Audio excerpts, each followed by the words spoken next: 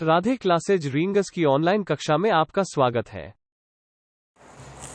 तो प्यारे विद्यार्थियों, आज हम पढ़ेंगे पोषक तत्वों के बारे में। आपको मैं पहले भी कई क्लासों में बता चुका हूं कि पोषक तत्वों में मुख्यतया 6 तत्व होते हैं: कार्बोहाइड्रेट, वसा और प्रोटीन। भोजन के मुख्य पोषक तत्व हैं 3: कार्बोहाइड्रेट, वसा व प्रोटीन। फिर शेष बचे 3: जल, खनिज, लवण व विटामिन। इस प्रकार ये 6 तत्व होते हैं जिनमें हम विटामिन के बारे में पढ़ेंगे। विटामिन के बारे में आपको ये पता होना चाहिए कि विटामिन ऐसे पोषक तत्व होते हैं या पदार्थ होते हैं जिनकी शरीर को सूक्ष्म मात्रा में आवश्यकता होती है। इनसे कोई ऊर्जा प्राप्त नहीं होती, मगर ये उपापचयी क्रियाओं के लिए आवश्यक होते हैं। मानव शरीर की कोशिकाएं इन विटामिन्स का निर्माण नहीं कर सकती, लेकिन मानव शरीर में या पशुओं के शरीर में जो रूमन है, रूमिनेंट्स की हम बात करें, रूमन में और बड़ी आंत में 2 विटामिन्स बनाए जा सकते हैं जो हैं बी और के। ये हमेशा याद रखिए, बीके। मानव शरीर में मान लीजिए, जंतु शरीर में मान लीजिए, रूमन में और बड़ी आंत में सूक्ष्म जीवियों के द्वारा ये निर्मित होने वाले विटामिन हैं, विटामिन बी और विटामिन के। आगे चलते हैं। विटामिन को हम कैटेगराइज करें तो ये 2 प्रकार के विटामिन्स होते हैं: वसा में घुलनशील विटामिन्स और जल में घुलनशील vitamin, water soluble vitamins and fat soluble vitamins. वसा में घुलनशील वाले विटामिन सिर्फ वसा में घुलते हैं और जल में घुलनशील वाले विटामिन जल में घुलनशील होते हैं, अर्थात घुलते हैं। अब आपको ये पता होना चाहिए कि वसा में घुलनशील वाले विटामिन्स कौन कौन से हैं। तो आपको याद रखना, एडेक, ये 4 विटामिन्स वसा में घुलनशील होते हैं: vitamin A, vitamin D, vitamin E और विटामिन के। ये चारों विटामिन्स होते हैं वसा में घुलनशील। और जल में घुलनशील विटामिन्स होते हैं विटामिन बी और विटामिन सी। ये दोनों विटामिन्स होते हैं जल में घुलनशील। अब ये बी जो है, ये बी अकेला बी नहीं होता, ये B1 से लेके B12 तक होते हैं। Vitamin B1, B2, B3, B4, B5, B6 ऐसे करते विटामिन B1 से लेके B12 तक। और ये विटामिन सी, ये दोनों ही जल में घुलनशील होते हैं, अर्थात ये वसा में अघुलनशील होते हैं। जो वसा में घुलनशील है वो जल में अघुलनशील होते हैं। तो जैसा सवाल पूछा जाए उसी के हिसाब से अपने को जवाब देना है। अब देखिए, वसा में घुलनशील है तो इनका स्रोत देखिए। वसा प्राप्त करने के लिए पता है अपने दूध में वसा होता है, तो उससे याद रखिए। आप देखो कैसे ये चारों ही विटामिन्स का मुख्य स्रोत है और कॉमन स्रोत है, वो दूध से शुरुआत करते जाएंगे। तो देखिए, दूध, मांस, मछली, अंडा, यकृत, ये इन चारों विटामिन्स के कॉमन स्रोत है: दूध, मांस, मछली, अंडा, यकृत। और इधर हम देखें तो ये B12 है: दूध, मांस, मछली, अंडा, यकृत। ये B12 के भी, अर्थात B1 से लेके B12 में ये B12 विटामिन एकमात्र ऐसा विटामिन है इस B वाली सीरीज में जो केवल जंतु स्रोतों से प्राप्त होता है। यहाँ देखिए, दूध, मांस, मछली, अंडा, यकृत सभी जंतु स्रोत है, अर्थात वनस्पति स्रोतों से ये नहीं मिलता। विटामिन B12 किसी भी वनस्पति स्रोत में नहीं पाया जाता, इसलिए विटामिन B12 को लेने के लिए जंतु स्रोतों की, जैसे दूध, मांस, मछली, अंडा, यकृत इत्यादि की आवश्यकता होती है भोजन में। और सी के बारे में सबको पता है, ये किससे प्राप्त होता है? खट्टे फलों से।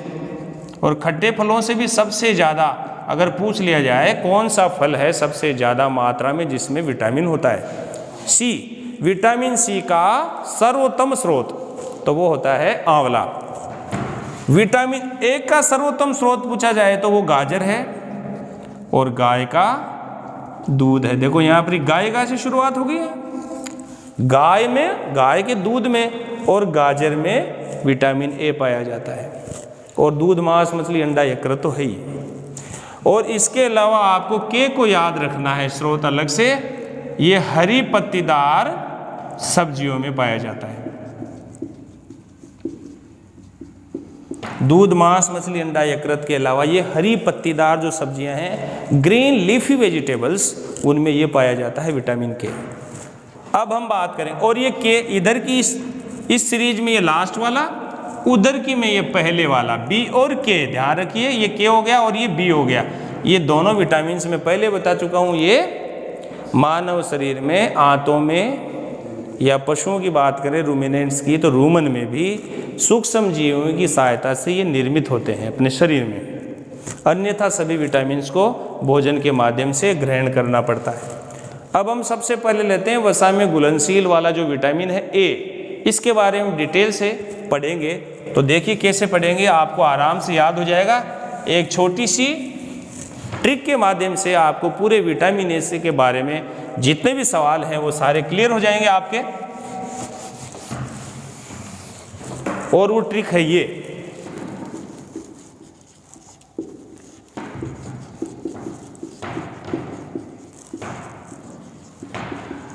शारीरिक दृष्टि से प्रजा रक्षा की रट जगाओ। शारीरिक दृष्टि से प्रजा रक्षा की रट जगाओ, फ्रॉड बाजीगर से न्यूरोग बनाओ। तो एक प्रकार की, चाहे इसे साखी समझ लीजिए, चाहे एक दोहा समझ लीजिए, एक तरह की छोटी सी शायरी है जिसके माध्यम से आप इस पूरे विटामिन ए को याद कर सकते हैं। विटामिन ए, शारीरिक दृष्टि से प्रजा रक्षा की रट जगाओ, फ्रॉड बाजीगर से न्यूरोग बनाओ। तो शुरुआत करते हैं कि इस ट्रिक के जो संकेत क्या है। शारीरिक को हम समझेंगे तो आपको याद रखना है प्यारे विद्यार्थियों, शारीरिक वृद्धि, शारीरिक संकेत किससे देता है ये? शारीरिक वृद्धि से, यानी बॉडी ग्रोथ। शारीरिक वृद्धि के लिए उत्तरदायी हार्मोन, विटामिन की बात करें, शारीरिक वृद्धि के लिए कौन सा हार्मोन जरूरी है? ग्रोथ हार्मोन, जो हम पहले बता चुके हैं पीयूष ग्रंथि की अग्रपाली से, वो तो हार्मोन है। लेकिन हम पूछा जाए शारीरिक वृद्धि के लिए जरूरी विटामिन कौन सा है, तो जवाब होगा विटामिन ए। अगर किसी बच्चे के विटामिन ए की कमी है तो उसकी बॉडी ग्रोथ प्रॉपर नहीं हो पाएगी। फिर अगला जो संकेत है ट्रिक से, वो क्या मिल रहा है? दृष्टि। दृष्टि का मतलब है स्वस्थ दृष्टि, हेल्दी विजन। अगर किसी व्यक्ति की दृष्टि स्वस्थ रखनी हो तो उसके लिए भी किसकी? विटामिन ए की जरूरत होती। तो विटामिन ए का दूसरा काम क्या हो गया? स्वस्थ दृष्टि। और स्वस्थ दृष्टि कब बनेगी मेरे भैया? जब उसका रेटिना स्वस्थ होगा। बोलो होगा कि नहीं होगा? रेटिना, जिसे हम आँख का पर्दा भी कहते हैं, जहाँ पर वस्तुओं का प्रतिबिंब बनता है, तो रेटिना, आँख का रेटिना जब स्वस्थ होगा तो फिर उसकी दृष्टि भी स्वस्थ होगी। अब रेटिना से देखिए, रेटिना से इसका रासायनिक नाम निकल के आ जाएगा भाई, देखो आगे अपने आप आएगा आगे। तो विटामिन ए का रासायनिक नाम क्या है? रेटिनोल। क्या है? रेटिनोल। तो रेटिना से निकल के आ गया, तो आपको याद रहेगा। तो रासायनिक नाम विटामिन ए का क्या है? रेटिनोल। दूसरा, रेटिना में एक विशेष प्रकार की कोशिकाएं पाई जाती हैं जिन्हें बोलते हैं रोड्स। कौन्स भी होते हैं, रोड्स और कॉन्स होते हैं, लेकिन अपने काम की चीज़ है यहाँ रोड्स या शलाका। तो ये रेटिना में पाए जाने वाली जो रोड्स हैं, इन रोड्स में एक वर्णक पाया जाता है या पिगमेंट पाया जाता है जो इसी के नाम से है, देखो रोडोप्सिन। तो उसका नाम क्या है? रोडोप्सिन। रेटिना में पाए जाने वाली रोड्स कोशिकाओं में एक रोडोप्सिन नामक वर्णक पाया जाता है। वर्णक का मतलब रंग देने वाला। और ये रोडोप्सिन नामक वर्णक एक सफ़ेद चमकीले रंग का वर्णक है। जब भी कम प्रकाश होता है या कुछ अंधेरा होता है, अंधकारमय स्थिति होती है, उस समय ये रोडोप्सिन वर्णक जो कि चमकीला है, जुगनू की तरह चमकता है। और जब कम प्रकाश में कोई चीज़ आँख में से जुगनू की तरह चमकेगी, लाइट फोकस मारेगी, तो वो उसको विजिबल हो जाएगा। वो कम अंधेरे में या अंधेरे में कम प्रकाश में भी वस्तुओं को देख पाएगा। तो कम प्रकाश में वस्तुओं को देखने के लिए किसकी जरूरत होती है? विटामिन ए की। क्योंकि ये जो रोडोप्सिन वर्णक है, इस रोडोप्सिन का निर्माण ही विटामिन ए के कारण होता है। ठीक है भाई, विटामिन ए किसका निर्माण करता है? रोडोप्सिन का, जो कि एक सफेद चमकीला वर्णक है। और ये रोडोप्सिन किस में होता है? रोड्स में। ये रोड्स कहाँ है? रेटिना में। तो जब भी रेटिना पे प्रतिबिंब बनता है, तो जैसे अंधेरा है तो अंधेरे में प्रतिबिंब नहीं बन पाएगा, तो उस समय रोडोप्सिन चमकता है और उस रेटिना पर प्रतिबिंब बनता है स्वस्थ, और अपने को स्वस्थ दृष्टि यानी दिखाई देता है, वो वस्तु हमें दिखाई देती है। इसीलिए विटामिन ए स्वस्थ दृष्टि के लिए जरूरी है। और इसीलिए रेटिना से नाम भी क्या आ गया इसका? रेटिनोल। तो ये समझ में आ गई। ये सवाल एक बार आया हुआ है नीट के एग्जाम में कि रोडोप्सिन का निर्माण किस विटामिन के कारण होता है, किस विटामिन से होता है? किससे होता है? विटामिन ए से। तो ये हो गया अपना सुदृष्टि से। फिर आगे क्या है? प्रजा। तो प्रजा से आपको क्या याद रखना है? प्रजनन। प्रजा से याद रखना है प्रजनन, यानी ब्रीडिंग या फर्टिलिटी। समझ लीजिए कि किसी मादा पशु की फर्टिलिटी को बढ़ाना हो, उसकी प्रजनन क्षमता को बढ़ाना हो, तो उसको कौन सा विटामिन दिया जाना चाहिए आहार में? विटामिन ए दिया जाना चाहिए। तो प्रजनन क्षमता बढ़ाने के लिए भी विटामिन ए की जरूरत है। फिर इसके बाद में रक्षा। रक्षा का मतलब है प्रतिरक्षा। प्रतिरक्षा का मतलब है इम्यूनिटी। जैसे कोरोना काल में कोरोना वायरस से लड़ने के लिए भी अपने शरीर को इम्यूनिटी की जरूरत है, प्रतिरक्षा की जरूरत है। प्रतिरक्षा का मतलब है शरीर की रोगों से लड़ने की क्षमता। तो उसको बढ़ाने के लिए भी कौन सा विटामिन चाहिए? विटामिन ए चाहिए। इसके बाद में कीरट। ये कीरट दोनों को मिला के लेना अपने। कीरट, तो देखो कीरट से दो चीजें आएंगी। कीरट, कौन सी दो चीजें आएंगी कीरट से? एक तो कीरेटिन, दूसरा कीरट से क्या आएगा? कैरोटीन। बहुत बढ़िया, देखो कैसे आराम से याद हो रहा है। बहुत महत्वपूर्ण चीजें हैं। कीरट से दोनों चीजें आ गई विटामिन की। अब समझना यह है कि ये क्या है? कीरेटिन, ये अपने शरीर के मृत ऊतकों में, जैसे बाल, नाखून, खुर, सींग, ऊन इत्यादि मृत या त्वचा की जो ऊपर की परत है वो मृत होती है। तो इन मृत ऊतकों में पाया जाने वाला, सर्वाधिक मात्रा में पाया जाने वाला प्रोटीन है। मृत ऊतकों में पाया जाने वाला प्रोटीन है। और आप याद रखिए, अगर सवाल ये पूछा जाए जो नीट में आया हुआ भी है कि अपने शरीर में सबसे ज़्यादा मात्रा में पाया जाने वाला प्रोटीन कौन सा है, तो वह है कोलेजन प्रोटीन। कोलेजन प्रोटीन अपने शरीर के जीवित ऊतकों में पाया जाने वाला प्रोटीन है जो सर्वाधिक मात्रा में पाया जाता है। और कीरेटिन मृत ऊतकों में पाया जाने वाला है, जैसे बाल हैं, नाखून हैं, त्वचा की ऊपरी परत है, सींग है, पंजे हैं, खुर है, ये सारी चीज़ों में कीरेटिन प्रोटीन पाया जाता है। तो ये विटामिन ए से क्या संबंध है इसका?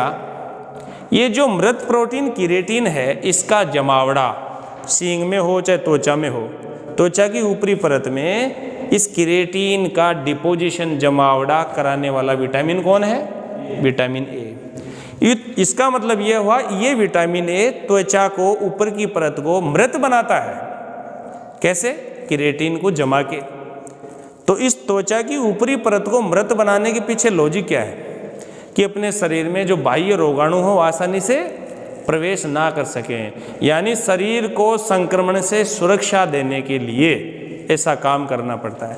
तो इसीलिए क्योंकि विटामिन ए कीरेटिन का जमावड़ा करके संक्रमण को रोकता है, शरीर में संक्रमण को जाने से रोकता है, इसलिए एक बार ये भी सवाल आया हुआ है कि इस विटामिन को एंटी इन्फेक्शियस विटामिन भी कहते हैं, अर्थात प्रति संक्रमणकारी विटामिन। अर्थात पूछ लिया जाए कौन सा विटामिन है जो शरीर से या संक्रमण से शरीर की सुरक्षा करता है, यानी एंटी इन्फेक्शियस विटामिन कहलाता है। तो जवाब क्या होगा? Vitamin A. अब आगे आ जाइए कैरोटीन के ऊपर। कैरोटीन गाजर में पाया जाता है भाई, और मैं पहले बता चुका हूँ कि विटामिन ए का सर्वोत्तम स्रोत क्या है? गाजर। ये गाजर में कैरोटीन पाया जाता है। ये कैरोटीन ही आगे चलकर किसका निर्माण करता है? विटामिन ए का निर्माण करता है। अब जब आपके पास सवाल आ जाए ये कि बताइए विटामिन ए का निर्माण किसके द्वारा होता है? कैरोटीन के द्वारा। यह सवाल यूं पूछ लिया जाए विटामिन ए का पूर्वगामी पदार्थ क्या है, तो उसका जवाब भी क्या हो जाएगा? बहुत बार सवाल आया हुआ है, विटामिन ए का पूर्वगामी पदार्थ क्या है? कैरोटीन। तो दोनों में कंफ्यूजन मत करना, ये केरेटीन है, ये कैरोटीन है। केरेटीन शरीर के मृत ऊतकों में पाया जाने वाला प्रोटीन, कैरोटीन इससे विटामिन ए का निर्माण होता है। तो कीरट से हो गया। इसके बाद में जगाओ,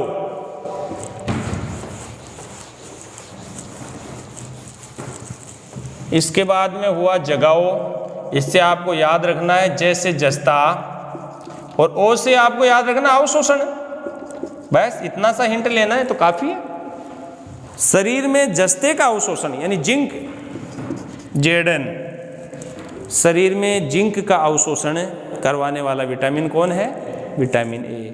विटामिन ए और जिंक दोनों एक दूसरे के संपूरक होते हैं। जिंक के कारण विटामिन ए का अवशोषण होता है और विटामिन ए के कारण जिंक का अवशोषण होता है। इसलिए दोनों का ही होना जरूरी है एक दूसरे के लिए, दोनों का एक दूसरे के लिए होना जरूरी है। बड़ा प्रेम है इनमें। मैं आपको 4 जोड़ियां बताऊंगा विटामिन्स की, विटामिन्स और मिनरल। ये 4 जोड़ियां आपस में फेमस है क्योंकि इनको रब ने बनाया है, रब ने बना दी जोड़ी, और जिन जोड़ियों को रब ने बनाया हो वो जोड़ी बहुत फेमस होती है। विटामिन ए की जोड़ी किससे है? जिंक से। विटामिन सी की जोड़ी किससे है? आयरन से। विटामिन डी की जोड़ी किससे है? कैल्शियम से। और विटामिन ई की जोड़ी किससे है? सेलेनियम से। ये बहुत फेमस जोड़ियां हैं चारों। विटामिन सी के अवशोषण के लिए आयरन जरूरी है, आयरन के अवशोषण के लिए विटामिन सी जरूरी है, कैल्शियम के अवशोषण के लिए डी जरूरी है, डी के अवशोषण के लिए कैल्शियम जरूरी है। ठीक इसी प्रकार विटामिन ई और सेलेनियम, ये जोड़ियां बहुत फेमस हैं। तो यहाँ पर वो जिंक मैं बता चुका हूँ, जस्ते का अवशोषण कराने वाला विटामिन कौन है?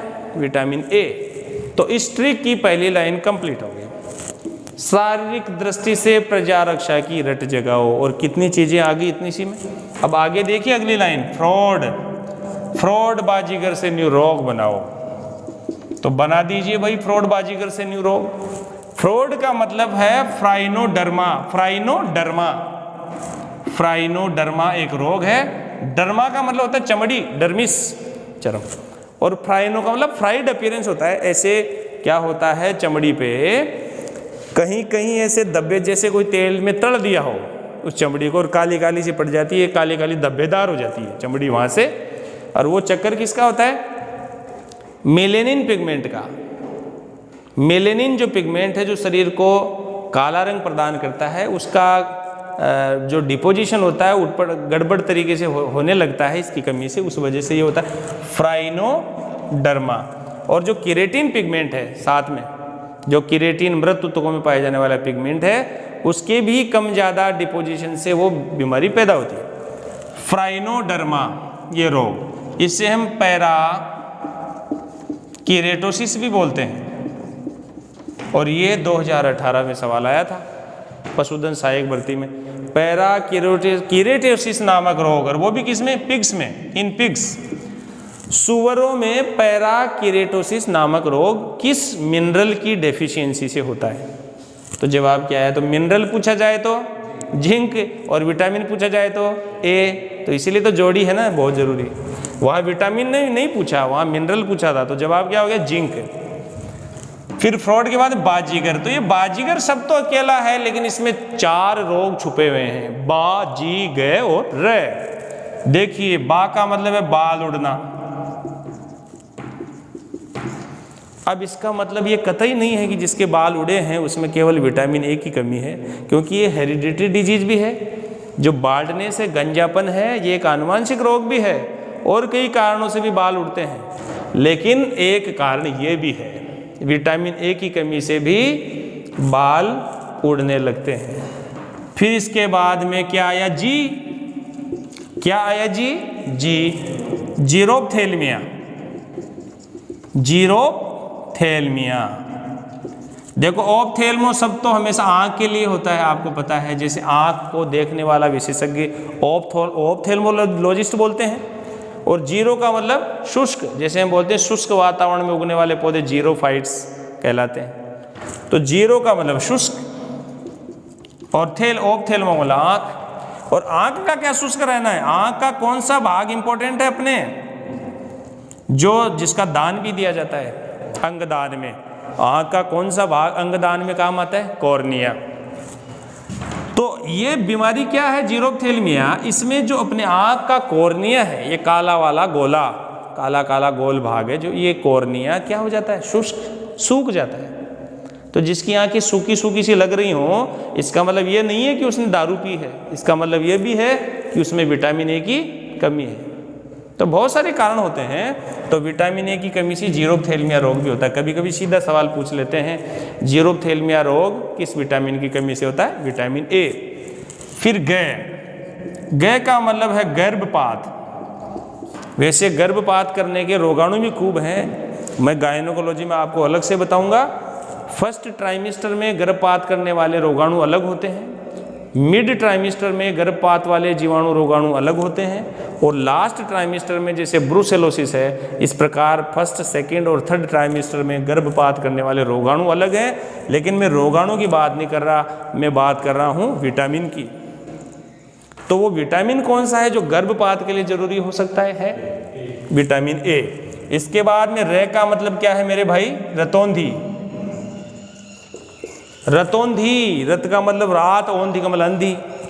रतौंधी बीमारी का मतलब है कि इस रोग में रोगियों की रातें हमेशा के लिए अंधी हो जाती हैं। रातें अंधी होने का मतलब हो गया रात में या कम प्रकाश में उसे दिखाई नहीं देगा। क्यों नहीं दिखाई देगा?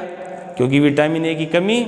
विटामिन ए की कमी तो रोडोप्सिन की कमी, रोडोप्सिन की कमी तो कम प्रकाश में वो जुगनू चमकेगा ही नहीं, तो उसे वस्तु दिखाई नहीं देगी। कम प्रकाश में दिखाई देने के लिए रोडोप्सिन की महत्वपूर्ण भूमिका होती है, और जो विटामिन ए से बनता है। तो विटामिन ए की कमी से उस रोगी को रात में या कम प्रकाश में दिखाई नहीं देगा। इस रोग को हम बोलते हैं रतौंधी या नाइट ब्लाइंडनेस। यह नाइट में तो ब्लाइंड ही हो जाता है, जैसे एक मूवी में कादर खान हो जाता है, उसको विटामिन ए की कमी होती है, वो शाम को उसको दिखना बंद हो जाता है विटामिन ए की कमी से। तो आपको ध्यान रखना है ये बाजीगर से। न्यू रोग क्या बना? न्यू रोग का मतलब है न्यूट्रिशनल रोग, और एक विशेष प्रकार की बीमारी है, ये केवल मुर्गियों में होती है। ठीक है भाई? तो ये न्यूट्रिशनल रोग नामक बीमारी किस में होती है? मुर्गियों में या पक्षियों में, विटामिन ए की कमी से। और इसके लक्षण क्या हैं? उनके नाक से, उनके मुंह से लार या कुछ भी पानी टपकता रहता है, और उनकी बॉडी ग्रोथ काफ़ी कम हो जाती है। और जैसे मैं पहले ही बता रहा हूँ कि शारीरिक ग्रोथ, शारीरिक वृद्धि विटामिन ए से होती है। तो मुर्गियों में विटामिन ए की कमी हो गई तो फिर उनकी बॉडी की ग्रोथ नहीं हो पाएगी और मुर्गियाँ कमज़ोर ही रहेंगी। इस बीमारी को हम बोलते हैं न्यूट्रिशनल रोग। तो बताइए इसको दूर करने के लिए आपको क्या देना चाहिए? स्रोत जो विटामिन ए के हैं, दूध, मांस, मछली, अंडा, यकृत। अब ये तो मुर्गियों को आप दे नहीं सकते, तो गाजर का मिश्रण कर सकते हैं। फिर आगे मैंने बताया गाय का दूध, वो भी नहीं दे सकते। पीले रंग के अनाज, आप याद रखिए कि पीले नारंगी रंग के जितने भी अनाज हैं, जैसे पीली मक्का, गेहूँ, इन सब में कैरोटीन पाया जाता है। और मैंने आपको पहले बताया कैरोटीन से ही विटामिन ए का निर्माण होता है। इसलिए जब आपसे पूछा जाए न्यूट्रिशनल रोग को कंट्रोल करने के लिए मुर्गियों के आहार में क्या मिलाना चाहिए, तो पीली मक्का मिलाना चाहिए। मक्का भी दो प्रकार की होती है, सफ़ेद भी होती है, इसीलिए मैं स्ट्रेस देकर आपको बता रहा हूँ पीली मक्का। और आप भी पीली मक्का की खिचड़ी खाइए गर्मियों में, तो आपके भी विटामिन ए की कमी नहीं होगी। और तो और मध्यम वर्गीय जो परिवार है, उस बेचारे की ज़िंदगी पूरी बाल उड़नों को रोकने में चली जाती है कि बाल उड़ रहे हैं जीवन भर, उनको रोकने में बेचारों की ज़िंदगी नष्ट हो जाती है। तो उनको विटामिन ए खाना चाहिए। दूध, मांस, मछली, अंडा, यकृत। अब जो लोग शाकाहारी हैं वो दूध खा सकते हैं, मांस, मछली, अंडा, यकृत। नहीं भी खाओ तो दूध खा सकते हैं, गाय का दूध खा सकते हैं, गाजर खा सकते हैं, पीली मक्का गेहूं का सेवन कर सकते हैं। तो इस प्रकार आप विटामिन ए को याद कर सकते हैं। ये था आपके सामने विटामिन ए। फिर विटामिन के टॉपिक को हम कंटिन्यू करेंगे अगली क्लास में। तब तक के लिए धन्यवाद।